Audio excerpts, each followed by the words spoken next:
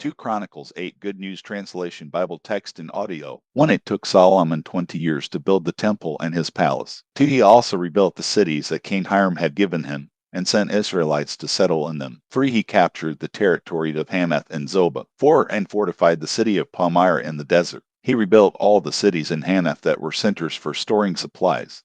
5. Solomon also rebuilt the following cities: Upper Beth Horon and Lower Beth Horon, fortified cities with gates that could be barred. 6. The city of Baalath, all the cities where he stored supplies, and the cities where his horses and chariots were stationed. He carried out all his plans for building in Jerusalem and Lebanon and throughout the territory that he ruled over. 7. Solomon employed at forced labor all the descendants of the people of Canaan whom the Israelites had not killed when they took possession of the land. These included Hittites, Amorites, Perizzites, Hivites, and Jebusites, whose descendants continue to be slaves down to the present time.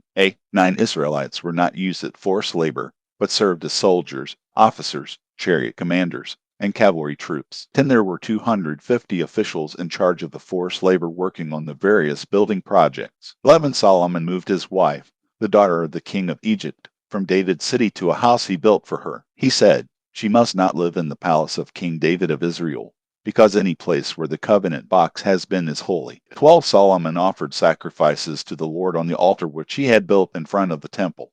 13 He offered burnt offerings according to the requirements of the law of Moses for each holy day, Sabbaths, new moon festivals, and the 3 annual festivals: the festival of unleavened bread, the harvest festival, and the festival of shelters. 14 Following the rules laid down by his father David, he organized the daily work of the priests and of the Levites who assisted the priests in singing hymns and in doing their work. He also organized the temple guards in sections for performing their daily duties at each gate in accordance with the commands of David, the man of God.